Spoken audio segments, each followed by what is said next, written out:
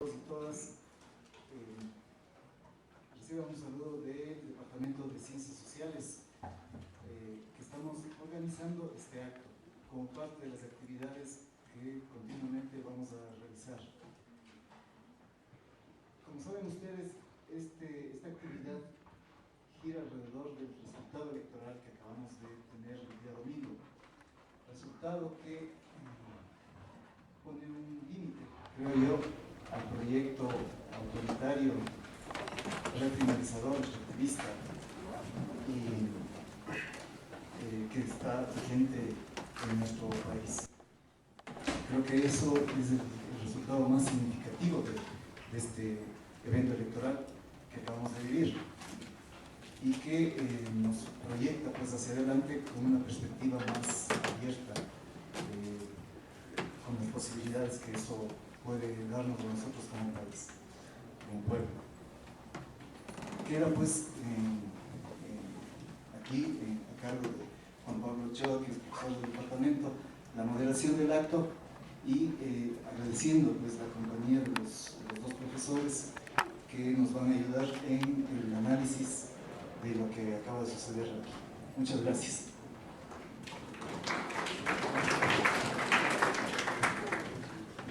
Bueno, buenos días, gracias Andrés. Hemos planteado, bueno, como ya comentó Andrés, desde el Departamento de Ciencias Sociales, un tema que, bueno, es coyuntural, que no solo es coyuntural, sino es retrospectivo y con proyección hacia el futuro de lo que, el momento político que ha vivido el país en los últimos días a partir de los resultados electorales.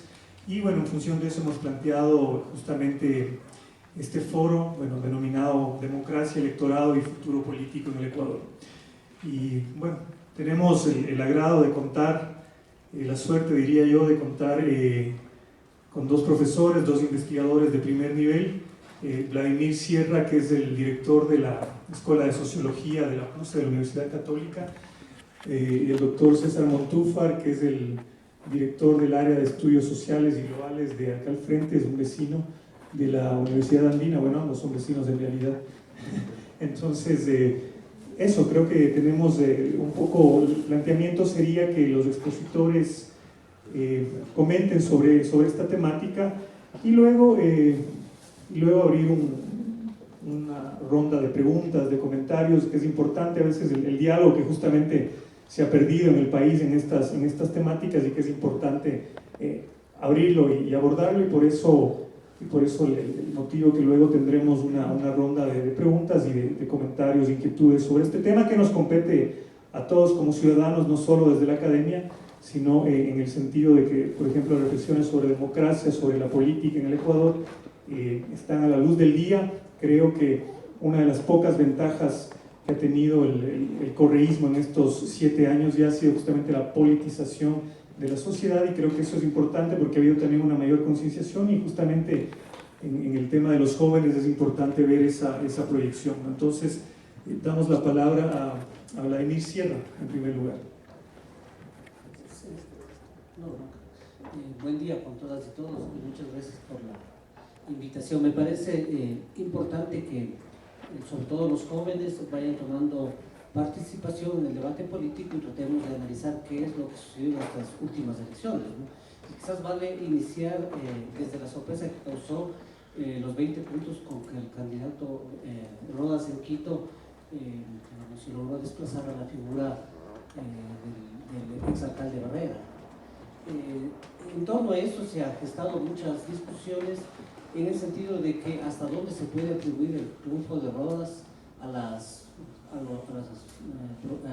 propuesta problemática de este candidato, hasta dónde los resultados que obtuvo Barrera tienen que ver con, digamos, un manejo ineficiente de la gestión municipal, y hasta dónde la figura de Rafael Correa y de Alianza País también influye en estos resultados, ¿cierto?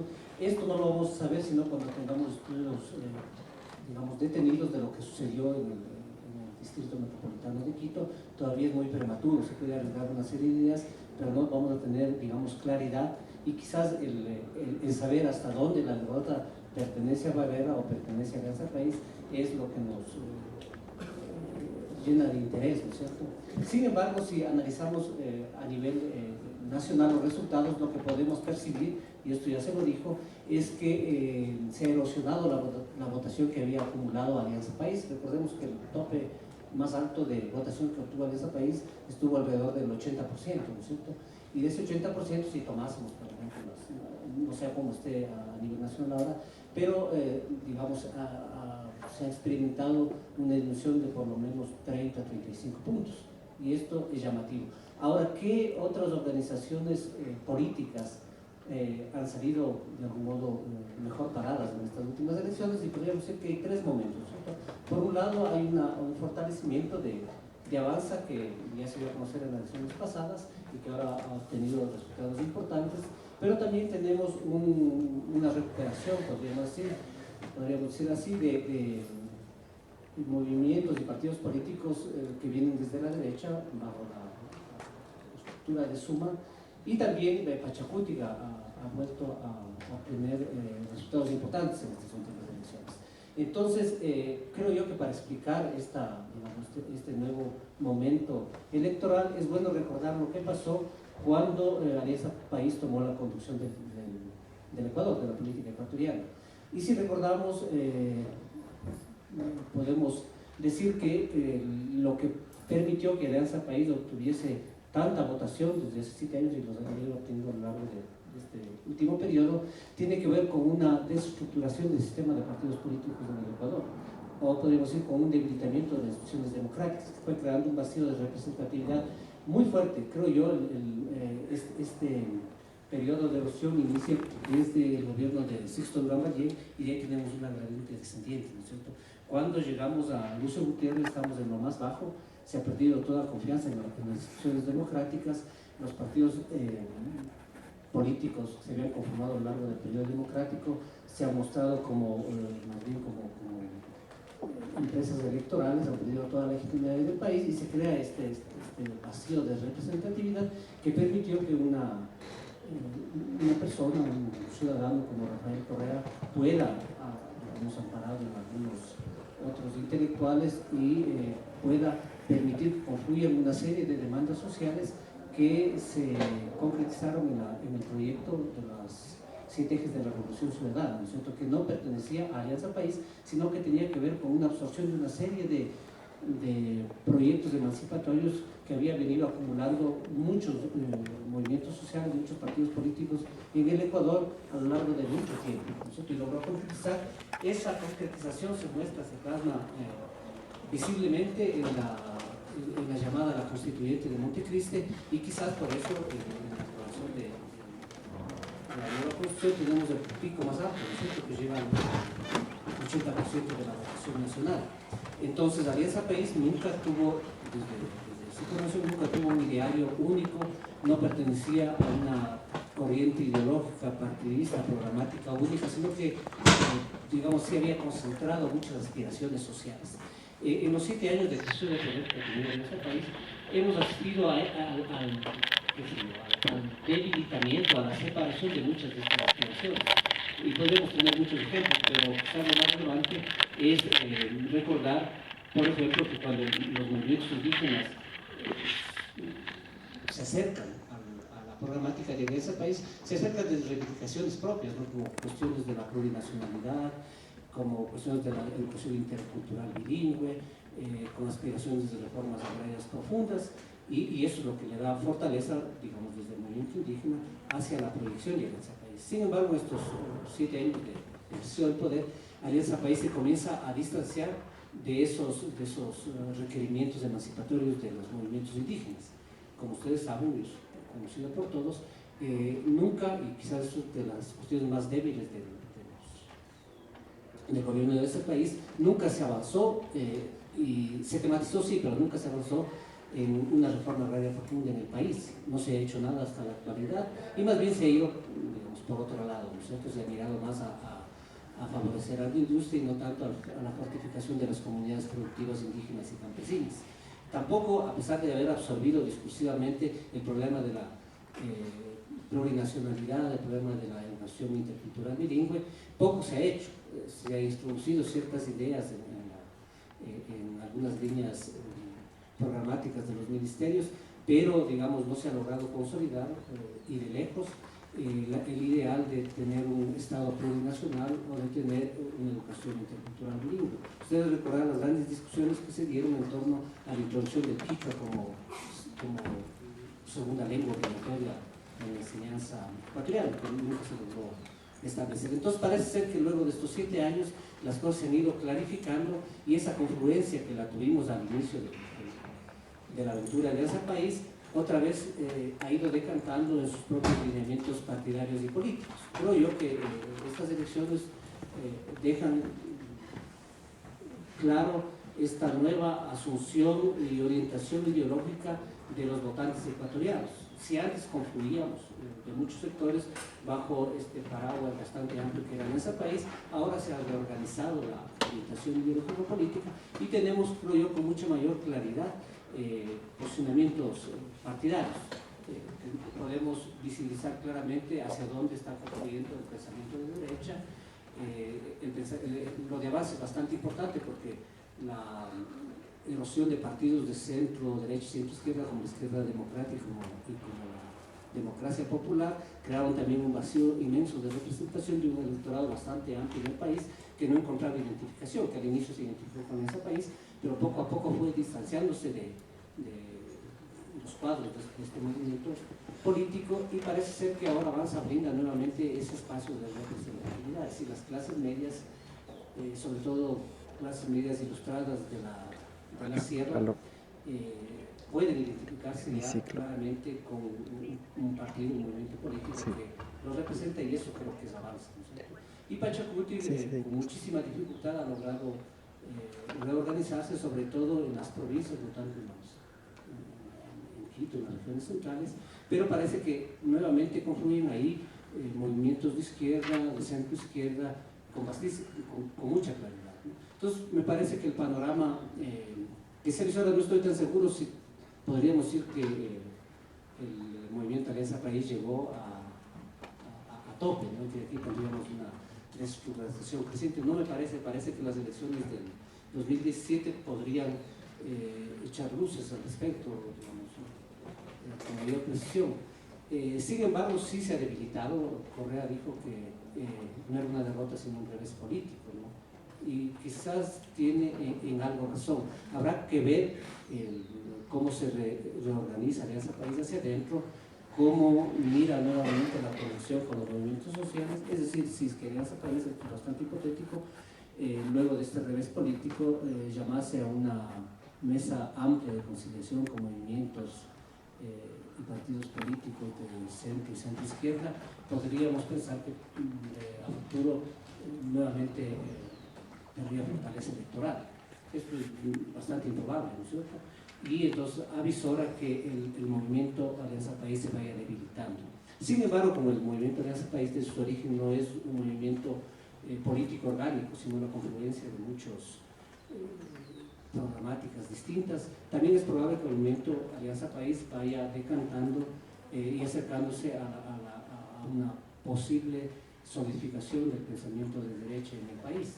Entonces, en la actualidad, como digo, es muy prematuro y quizás debamos esperar todavía estos 2 años que quedan para mirar cómo se reorganizan las fuerzas políticas en nuestro país. Por ahora, lo único que tenemos claridad quizás es en una, digamos, reorientación, una reubicación del pensamiento político muy vinculado a idearios claros, a idearios ideológicos claros, lo que no teníamos mientras Alianza País absorbía toda la votación del país.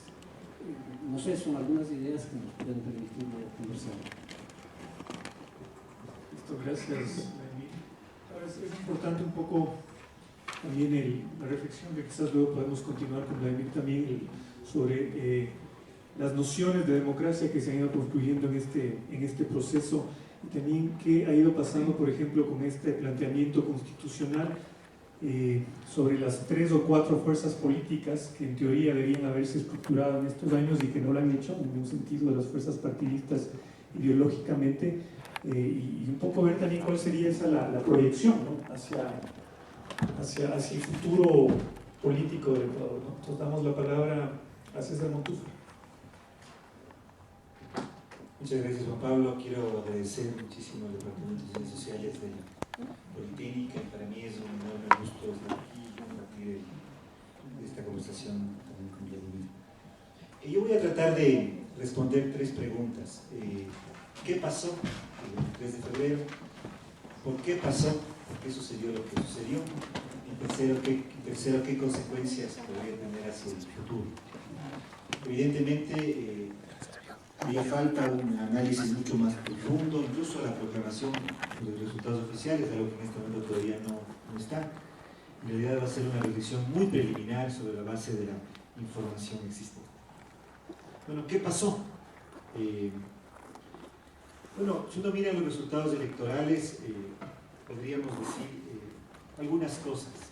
Yo me voy a basar en información, en algunos datos recopilados por Pablo Espina, profesor de la Universidad Andina. En el 2009 el país tuvo 73 alcaldes, alcanzó 73 alcaldes, algo así como el 33%, que cubría más o menos el 42% de la población nacional. Para el 2014, según información de comercio del día de hoy, faltan todavía determinar 33 alcaldías de las 221, el país tiene 51. Muy difícilmente va a llegar a las 60.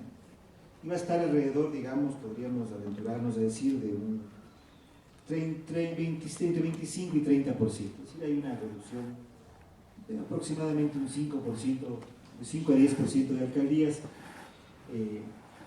Aunque si uno suma las alcaldías que alcanzaron, había Avanza, que es un movimiento aliado, el Partido Socialista, que es un movimiento aliado, podríamos decir que en esa magnitud, si sumamos las 3 fuerzas políticas, la presencia del país va a ser más o menos la misma que tenía en 2009, a pesar de que la votación apareció. En el tema de prefecturas, el país mantiene el mismo número de prefecturas que había logrado en el 2009. El problema es en dónde pierde. ¿Cuáles son las, digamos, entonces el problema no es tanto cuantitativo, quería decir. Si vamos por números, el problema no es tanto cuantitativo cuanto cualitativo, simbólico. ¿Cuáles son las prefecturas y cuáles son las alcaldías que pierden? Y ahí es donde me parece es el tema. Porque, por ejemplo, si miramos el resultado de las alcaldías, pierde alcaldías importantísimas. Quito, por ejemplo, la más importante, pierde Ibarra, pierde Guaranda, pierde Ambato, ¿sí? Pierde Cuenca, que es fundamental. En el tema de prefecturas, por ejemplo, pierde municipalidades, sigamos siguiendo con las alcaldías, ¿no? Pierde alcaldías importantes dentro de provincias importantes. Por ejemplo, en Imbabura pierde casi todas las alcaldías salvo una, ¿sí? Algo similar ocurre en el Carchi. En Tungurahua también tiene un revés muy fuerte, en el Cañar igualmente. Entonces, digamos que el problema, siendo cuantitativo, es sobre todo cualitativo, sobre todo simbólico. Pierde, por ejemplo, alcaldías en zonas mineras, que son importantes para el país, para su proyecto político extractivista. Pierde la alcaldía de Cotacachi, que es una alcaldía fundamental. Y eso entonces nos da lugar a pensar que en realidad la derrota del país, habiendo sido cuantitativa, a pesar de sumar incluso a las alcaldías de sus aliados, fue sobre todo una derrota cualitativa. Es importante, por ejemplo, lo que ocurrió, como decíamos,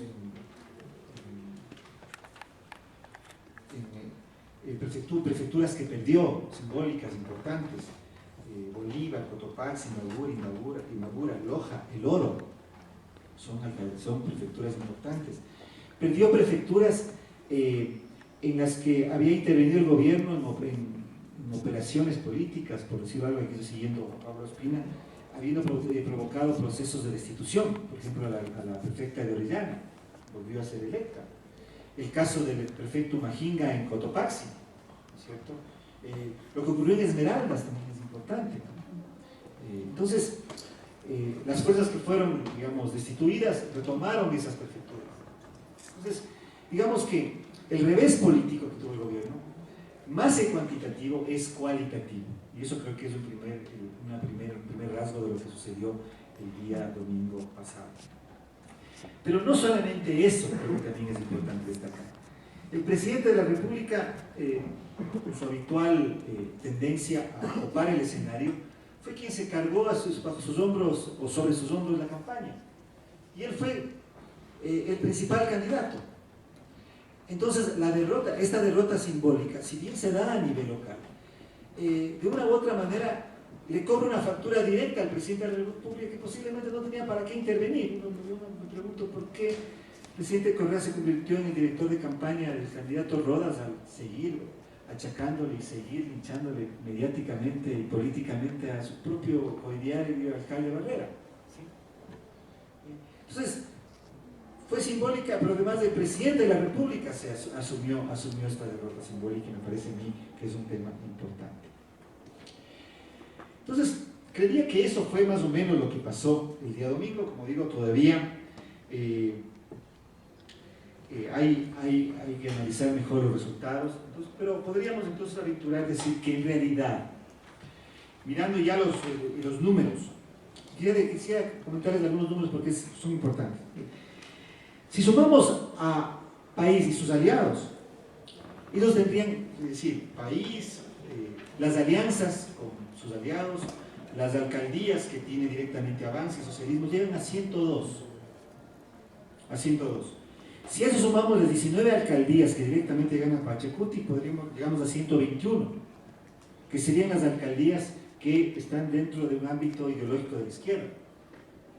Uno podría decir, sí, en realidad, más que, y digamos, si vamos a las fuerzas de oposición o de derecha, como se les suele denominar, Suma, Creo, Partido Social Cristiano, Partido Social Patriótica, el PRE, llegan a 32. Eso un poco nos lleva a decir o pensar que en realidad no es tanto que ganó la oposición o la derecha en las elecciones. En realidad perdió Correa y perdió el oficialismo. Y esto perdió simbólicamente, mucho más que cuantitativamente. Una hipótesis que habría que explorar, como les digo, cuando estén los resultados oficiales. Si uno mira el número de alcaldías que alcanzaron las fuerzas políticas de oposición, sea en la derecha o en la izquierda, Pachacuti 19, Creo 14, Partido Social Cristiano, Partido Social Patriótica, no llegan a sumar las 25, 27 alcaldías, o sea, la oposición. El candidato Rodas, yo he tenido una relación, como ustedes a lo mejor reconocen, soy también un político activo, no sé si realmente podríamos hablar de su discurso, su propuesta, una propuesta de derecha, o si es una propuesta ideológica, tampoco es de izquierda. Es tal vez un fenómeno político exitoso que se mueve más en el ámbito de la indefinición.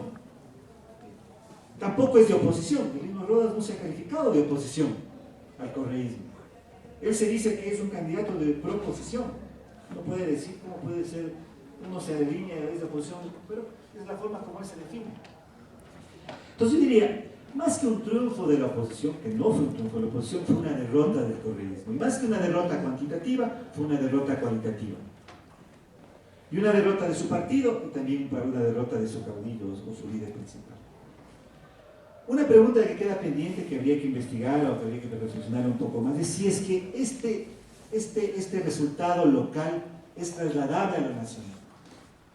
Si es que lo que sucedió el 27 de febrero pasado implica un cambio del mapa político o de la percepción política nacional. Me parece que no necesariamente eso es así. Tampoco me atrevería a decir que lo es. Y por lo tanto habría que pensar y reflexionar un poco más, pero no me parece que necesariamente tengamos que extender el análisis de lo local, de esas elecciones que fueron elecciones similares, a un análisis nacional.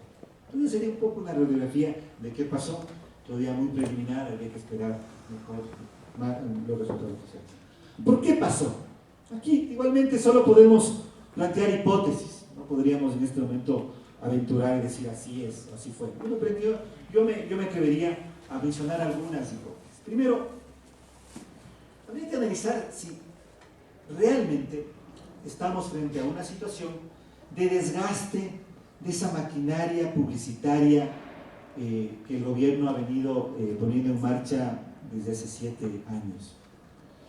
La propaganda gubernamental asociada a la propaganda del partido oficialista básicamente ha sido la que ha copado en los últimos procesos electorales y ha sido la responsable del gran éxito que ha tenido electoralmente el correísmo.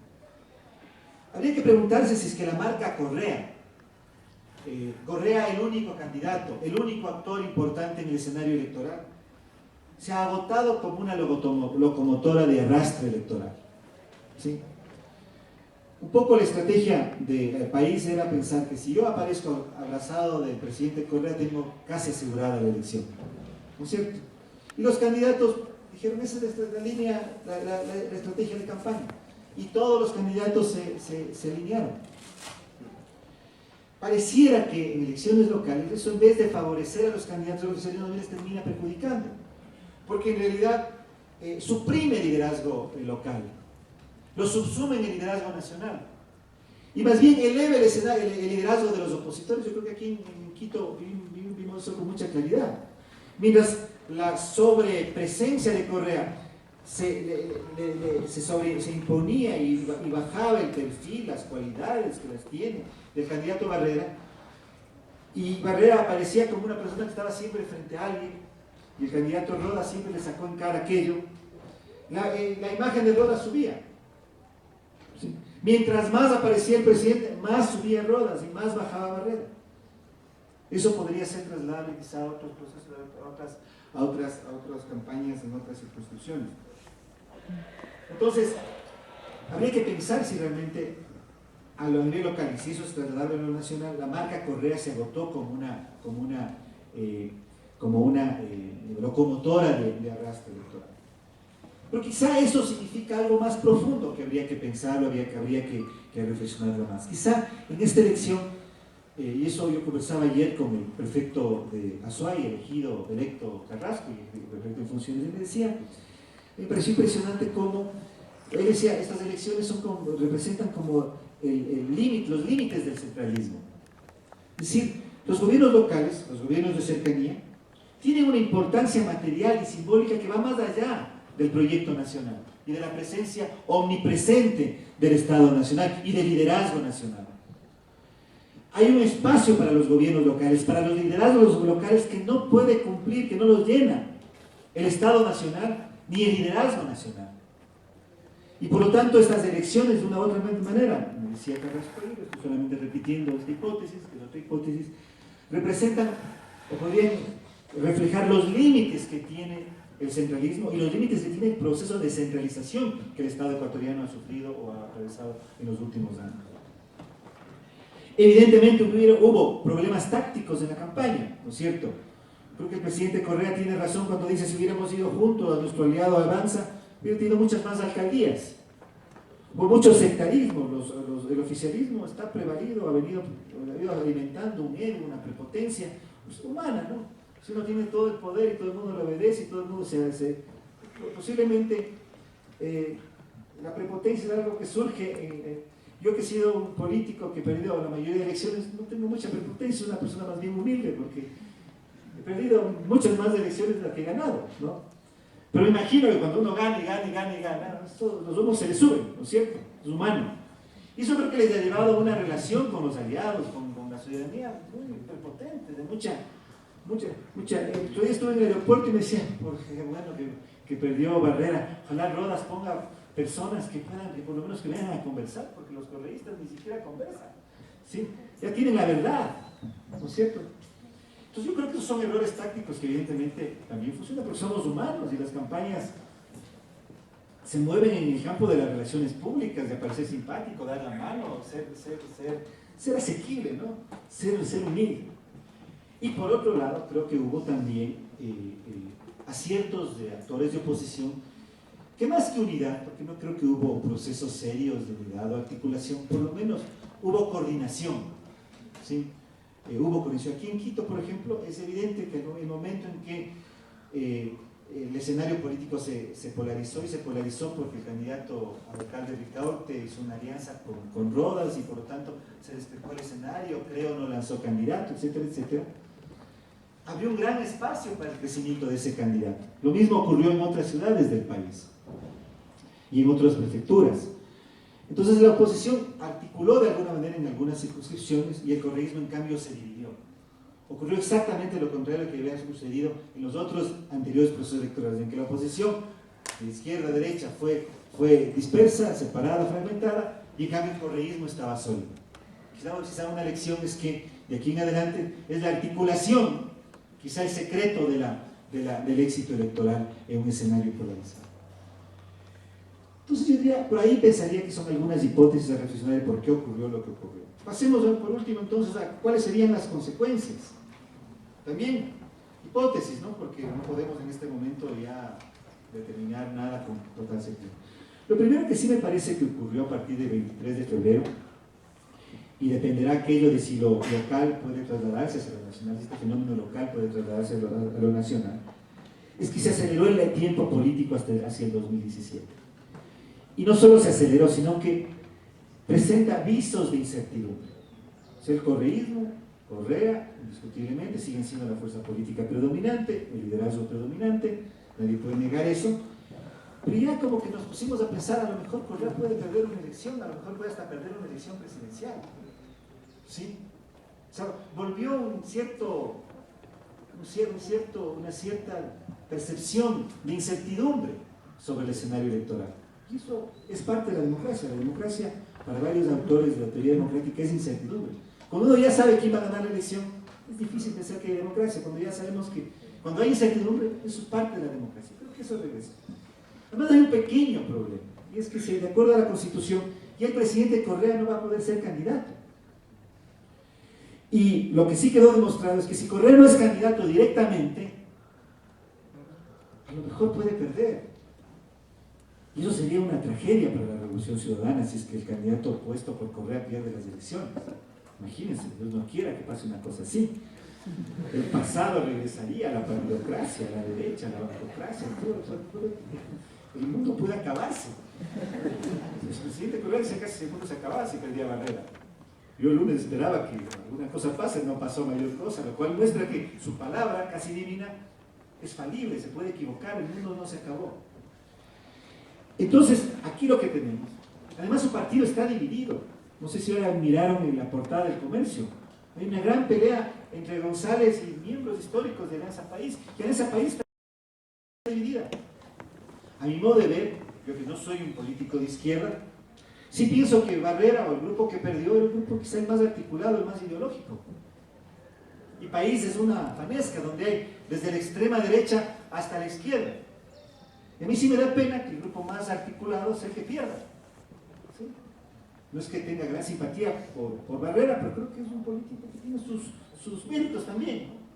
Tal vez no fue el gran alcalde, tal vez se dejó imponer de mucho de Correa, pero creo que es una persona valiosa, un político valioso. Y sí, creo que no es bueno que ese tipo de políticos pierda, cuando en realidad la política debería basarse en visiones ideológicas, pero creo que Correa está obligado a lanzarse. Está obligado a lanzarse, para eso tiene que reformar la Constitución. Y no sé si la mayoría del pueblo ecuatoriano en este momento esté de acuerdo con eso. Entonces, el proceso de reforma constitucional, que de acuerdo al artículo 441 de la Constitución, puede darse vía consulta popular o directamente a través de la Asamblea, lo que van a ir mejor directamente a través de la Asamblea para evitar una consulta popular, va a tener un costo político para el gobierno. Y Correa va a ser candidato, con un proceso que le va a desgastar.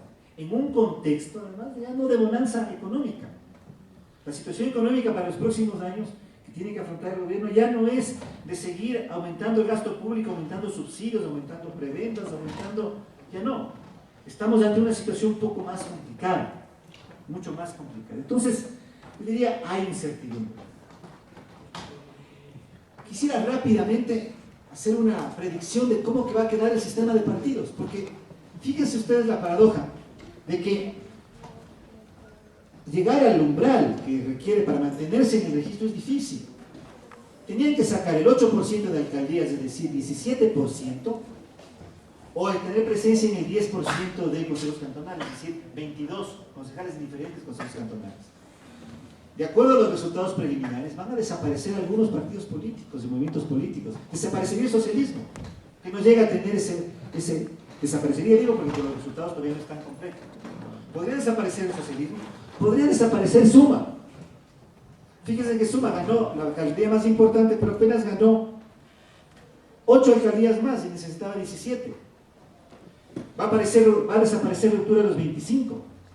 Va a desaparecer el PRIAN. Muchos nos alegraremos de eso, pero va a desaparecer. Va a desaparecer el MPD como partido registrado. Es decir, van a desaparecer algunos partidos. ¿Cuáles son los partidos que más se consolidan? Alianza País, Avanza, Pachacuti. Van a quedar con tarjeta amarilla, creo, el señor Lazo va a quedar con tarjeta amarilla para las próximas elecciones. Va a quedar con tarjeta amarilla el PRE. Va a quedar con tarjeta amarilla el Partido Social Cristiano. Si la próxima no cumplen el registro, chao. Entonces, queda un sistema de partidos un poco extraño. Después sí se empieza a hacer. Y termino con esto. Esta incertidumbre, esta debilidad del gobierno, esto de que no triunfó realmente la oposición, sino que perdió el gobierno, ni más que cualitativamente, marca una situación un poco extraña, y es que la candidatura o las candidaturas de la oposición, o la candidatura presidencial de la oposición, en modo de ver, en este momento está vacante. Está vacante porque Lasso, que era el líder de la oposición, según él mismo se autoproclamó, resultó no ser tan líder de la oposición, ¿no es cierto? Entonces está vacante, con un correísmo debilitado. Y frente a eso hay dos posibilidades. Ya termino porque ya me imagino que son. Y esas posibilidades van a depender de cómo se organice el escenario político. Yo creo que si es que el escenario político se organiza a partir de lo que el gobierno pretendería que se organice, que es a través de una dicotomía entre izquierda y derecha, en la que el gobierno puede nuevamente agrupar a la corriente de izquierda que es mayoritaria en el Ecuador, y aislar a la derecha que es absolutamente minoritaria en el Ecuador, entonces Correa va a ganar las próximas elecciones. Pero si el escenario en cambio se organiza no a partir de la variable, o digamos de la ruptura o de la dicotomía izquierda-derecha, una dicotomía ideológica, se organiza desde otra dicotomía que es autoritarismo versus democracia, las fuerzas democráticas versus el autoritarismo, a partir de una agenda mucho más amplia, que cubra varios espectros ideológicos, creo que entonces lo más seguro podría ser que pierda Alianza País. Al gobierno le va a interesar que el escenario político se organice y el escenario electoral hacia el 2017 se organice sobre variables ideológicas. Desde mi modo de ver, a quienes estamos con la democracia, podemos tener coincidencias y diferencias, pero dentro de la democracia, en un ámbito y un espectro ideológico mucho más amplio, nos interesaría que el escenario electoral se organice en función de la dicotomía democracia-política. Muchísimas gracias. Bueno, gracias César. No sé si lo venir o para acotar y complementar el tiempo que veo que se están yendo. Algo para... Sí, me vinculo a esta última afirmación de César en torno a que si Correa pudiera posicionar la dicotomía izquierda-derecha en el país, tendría como posibilidades ciertas de ganar las nuevas elecciones desde 2017. Pero me parece que eso es bastante probable, porque para eso tendríamos que tener un proceso similar al de Venezuela. Correa difícilmente va a poder, digamos, separar a nuestro país entre derecha e izquierda por dos razones. Porque a lo largo de estos 7 años no logró vincular a su partido con movimientos de izquierda, como se hizo en Venezuela, sino que más bien se fue distanciando. Y entonces recuperar la izquierda le costaría muchísimo a Alianza País. Yo creo que el escenario más probable es que para las próximas elecciones tengamos ya con mucha más claridad movimientos o partidos políticos ubicados en la izquierda, en la derecha y en el centro. Es decir, volveríamos al sistema de partidos que tuvimos antes, ¿no? Y me parece que esto no tiene que ver, claro, tiene en algo que ver con cómo se manejó el proceso electoral último, cómo se iban manejando los procesos electorales. Tiene que ver con la representatividad de la política. Pero no solo con eso, creo que hay algo más profundo que traté de decirlo, no sé si lo hice con claridad, y es la traición en la que ha incurrido Alianza País a lo largo de estos 7 años. Porque si bien Alianza País es de esta suerte, o nace incluso como una suerte de confluencia, digamos así, inorgánica de una serie de reclamos sociales donde se agrupaban incluso reclamos del centro, de la derecha y de la izquierda, luego con el paso del tiempo se va decantando lo que realmente es Alianza País. y va separándose de esas aspiraciones. ¿Por qué pienso yo, por ejemplo, que Avanza va a recuperar el espacio perdido por la izquierda democrática, sobre todo, pero también por la democracia popular?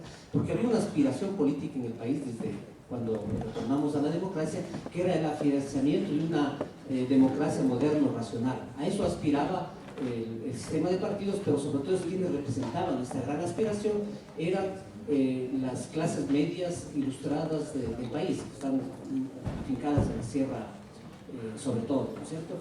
Este impulso de querer racionalizar y modernizar la política en el país fue traicionado por el correísmo. Al inicio ellos incentivaron esto, ¿no? Y había toda una problemática para crear en el país una reproducción política moderna, a través de una serie de transformaciones legales. Sin embargo, algo se intentó hacer, pero luego por los mismos requerimientos electorales del movimiento en el poder, volvieron a viejas prácticas, que es las que queríamos superarlas, a prácticas de clientelismo político, de populismo aberrante. Eso se vio en las últimas elecciones con claridad, ¿no es cierto? Y es por esto que difícilmente van a poder recuperar a esos sectores medios que lo que aspiraban con Correa era una racionalización del aparato político burocrático del país. Y entonces ellos van a encontrar representatividad en Avanza, ¿no es cierto? Es la nueva, creo yo, la nueva izquierda democrática. Y me parece que si bien Avanza, los cuadros de Avanza se muestran ahora como afines al gobierno, ¿no es cierto? Como un partido próximo a Alianza País, tienen también su agenda propia, ¿no sé? Ellos, por ejemplo, Ramiro González quiere ser presidencial para el 2017 y para él está claro, creo yo, para el grupo cercano a él está claro que luego se van a desprender de Alianza País, porque Alianza País, como está por lo menos ahora, hace daño a la imagen que quiere proyectar Avanza en el país, que es la imagen de un partido socialdemócrata con aspiraciones racionalizantes. Entonces creo que se va a consolidar, y mucha gente que quizá va a seguir con el gobierno, mucha gente que se identificaba en otros grupos, algo de la votación, por ejemplo, de Rodas, va a volver a su nicho de origen, que sería la socialdemocracia. Pero por otro lado vemos un repunte, una reorganización de los sectores de izquierda en torno a Pachacuti. Estos sectores tampoco van a ser coaptados nuevamente por el correísmo. ¿Por qué? Porque la agenda con la cual ingresaron a aliarse al proyecto de Alianza País ha sido absolutamente traicionada. De esto ya algo lo dije, se ha traicionado la reforma agraria, se ha traicionado el Estado plurinacional, se ha traicionado la educación intercultural y una serie de cosas, ¿sí?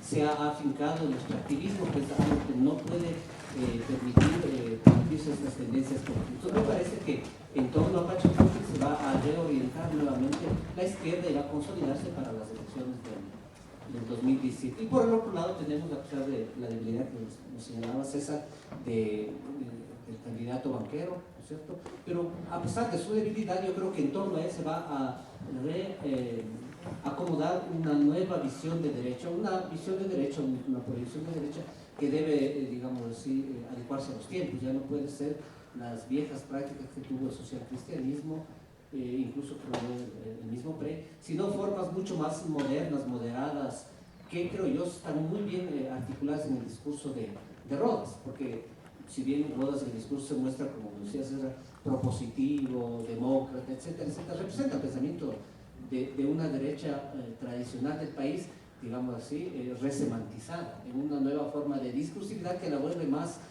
apta para ganar elecciones. El viejo discurso de la derecha ya no es posible.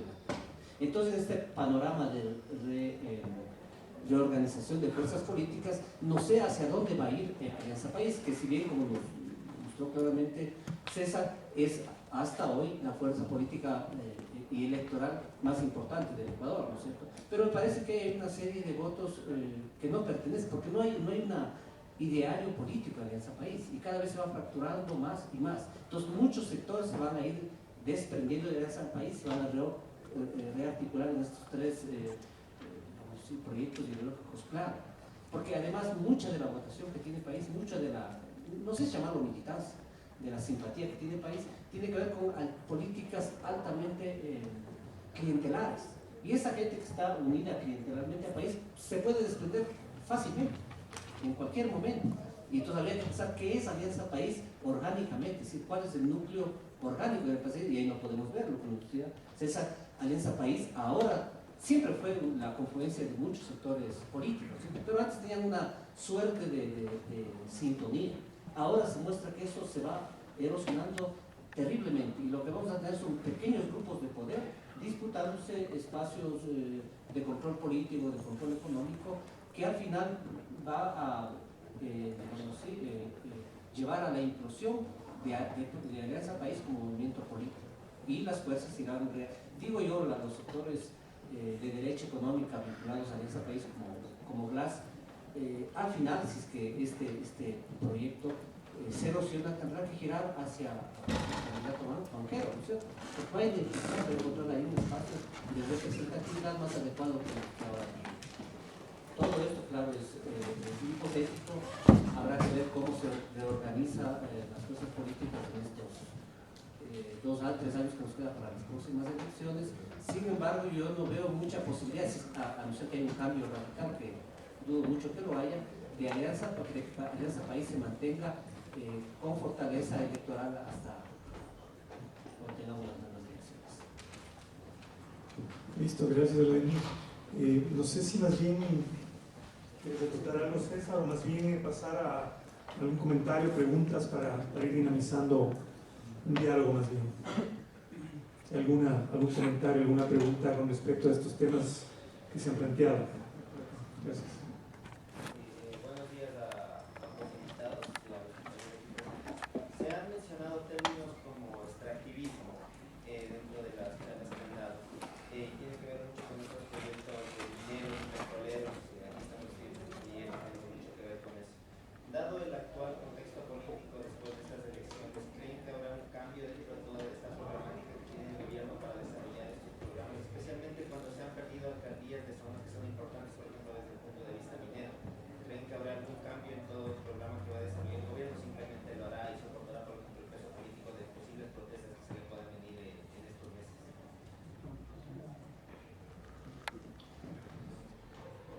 ¿Alguien más, tal vez, para...?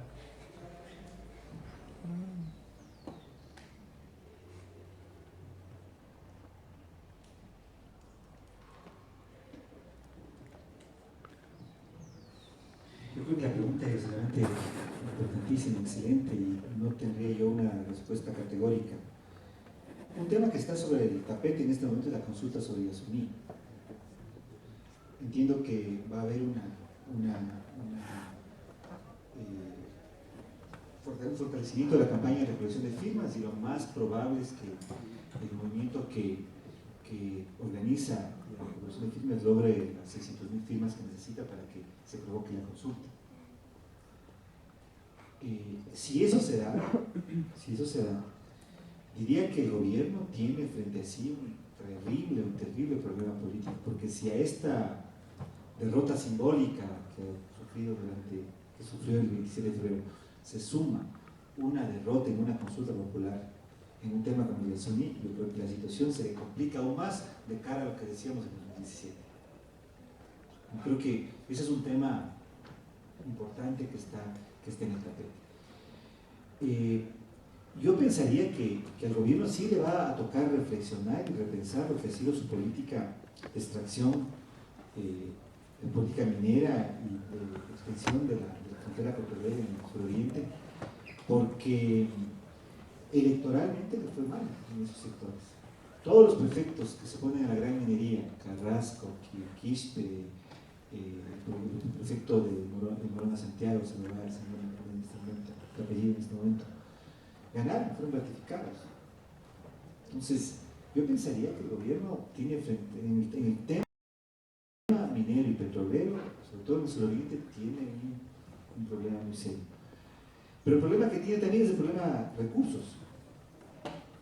Entonces, aquí hay un balance que tendrá que hacer. De todas formas, la inversión en minería tarda en llegar, o sea, no es tampoco un asunto de corto plazo, igual que el tema petrolero. Pero ahí hay un cuello de botella que lo único que hace es ahondar las dificultades que el gobierno tiene de cara al 17.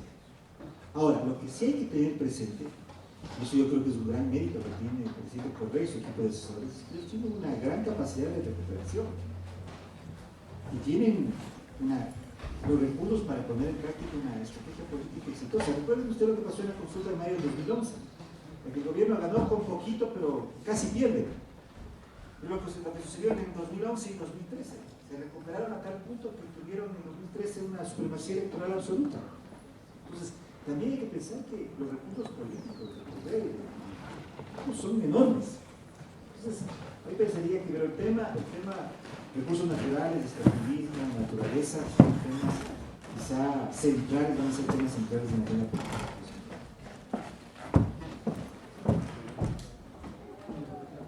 Sí, aquella vieja tesis del correísmo de que para salir del extractivismo tenemos que extraer recursos, ¿cierto? Además que es el fundamento del famoso cambio de la matriz productiva, cada vez se vuelve más débil y con los resultados de estas últimas elecciones se vuelve ilegítimo.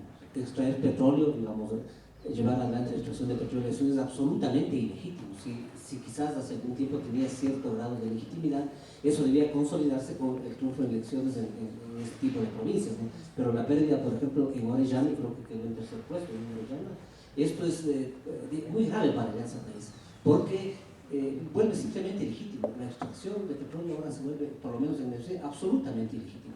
Y es de mucho cuidado porque de hacerlo es probable que haya muchas movilizaciones in situ, y esto es gravísimo porque Correa, que se ha cansado de decir que las elecciones, el triunfo de las elecciones es lo que te legitima el accionar político, ahora no podría decirlo, pues, ¿no? Desde su misma tesis, él debería ir hacia atrás con estas decisiones. Yo creo que a pesar del costo político que va a significar, el extractivismo tiene que ir. Y ahí es, por ejemplo, cuando yo supongo que los movimientos de izquierda no van a poder volver a pactar con el diario de ese país, a no ser que revea el modelo extractivista, que no lo va a hacer por la falta de recursos, porque de algún lado tiene que obtener recursos para poder mantenerse a flote, por lo menos estos 3 años. Y quizás ahí se concentra, como dices, uno de los problemas fundamentales de estos 3 últimos años en el modelo, porque no solo es el extractivismo, sino el extractivismo está vinculado al gran proyecto de sociedad que sería este supuesto cambio de la matriz productiva, ¿no? Que se va a mostrar como fallido cuando se obtenga estos recursos y no se pueda hacer la transformación. Sí, eso. Gracias, César Vladimir.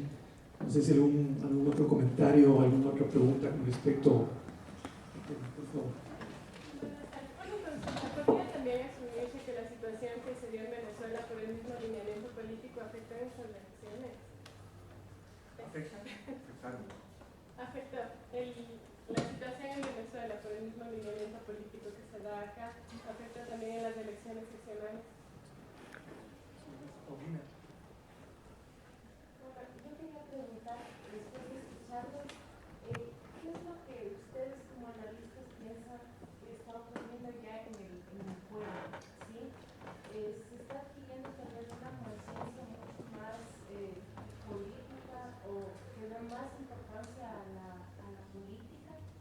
¿O qué es lo que está pasando con el pueblo? Según ustedes, están mucho más dentro de ese ámbito.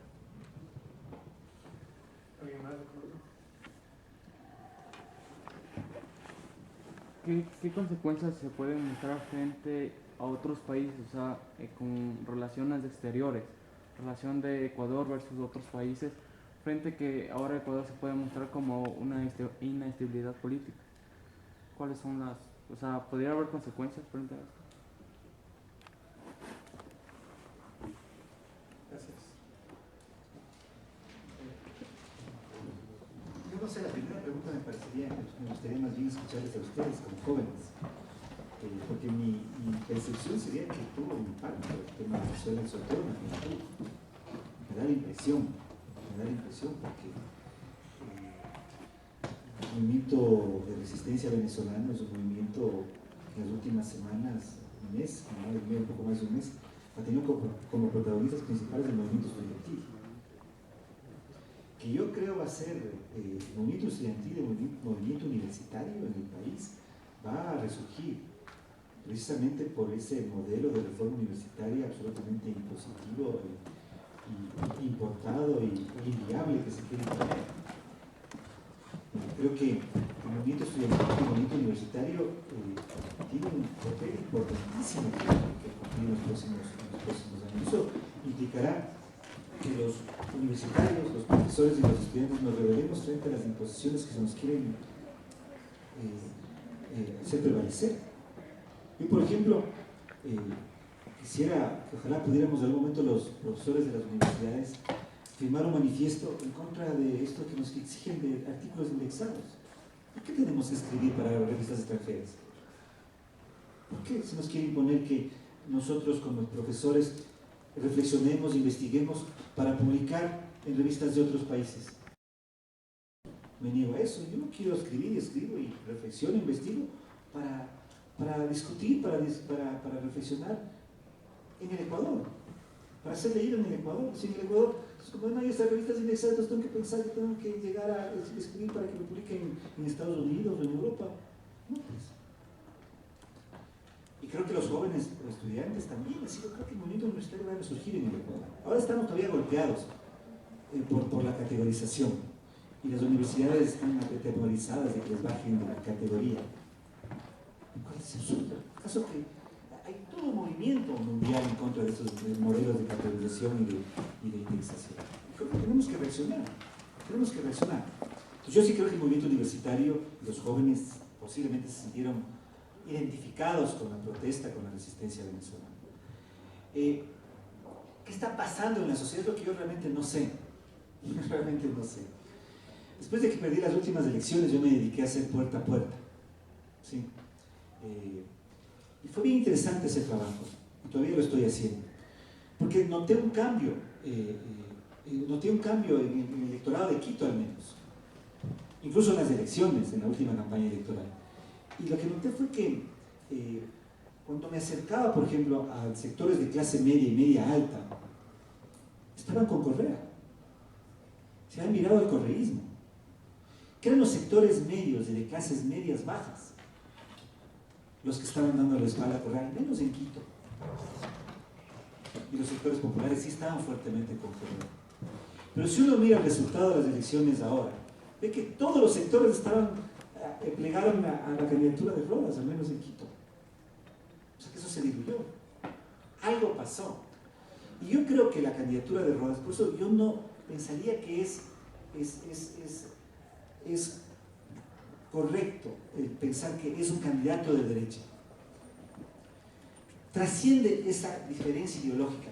Yo lo conozco muy bien, puedo decir, sí, él es una persona de derecha. Es más de derecha que yo, digamos. Yo estoy a favor del matrimonio gay, por ejemplo, y del aborto, los derechos reproductivos. ¿Sí? Él no. Pero en otras cosas mucho más progresista. Entonces, digamos, lo que diría es, esa diferencia, yo no creo que la gente votó por Rodas porque era de derecha. Yo creo que votó por otras razones que quizá están en esta diferencia entre autoritarismo y democracia. Y por eso que es lo que yo creo que hay que explotar y sobre eso desarrollar. Y lo último, si va a tener consecuencias, yo no creo que esto va a tener, más bien yo creo que va a haber una radicalización del gobierno hacia la izquierda. El gobierno va a intentar radicalizar su discurso hacia la izquierda. Porque sabe que ahí el pueblo ecuatoriano, eso se demostró en las últimas elecciones, y en este momento es mayoritariamente de izquierda, desde el centro izquierda o desde el centro hacia la izquierda. El gobierno, que es un gobierno que tiene muchísimos elementos, ingredientes y políticas de derecha, yo no sé si el gobierno de Correa es de izquierda o de izquierda, pero su retórica es de izquierda, y va a intentar afincarse más fuertemente en ese espacio y quitarle discurso a Pachacuti, quitarle discurso a Montecristi, quitarle discurso a los otros actores y organizar el escenario desde esa perspectiva. Entonces no creo que va a haber un cambio en las relaciones internacionales. Sí me parece, sin embargo, que, y ese es quizá el tema más importante de toda esta elección, es que el correísmo va a tener, y Correa va a tener que concentrarse en los próximos años en la reelección, porque su proyecto político de una u otra manera es incierto y está en riesgo. Tiene que concentrarse en ganar las elecciones. Por lo tanto, quizá los universitarios nos dejan un poquito tranquilos. Quizá ya no se mete tanto con el fútbol. Miren lo mal que le fue en Esmeraldas con el Bambán Hurtado, y que era imbatible. Y termina ganándole la prefecta del MPD, imagínense ustedes. Es una cosa impresionante. Entonces yo creo que se va a tener que concentrar en ganar las elecciones. Y tal vez una discrepancia con Vladimir. Yo no creo que Avanza represente a la izquierda democrática o una política moderada.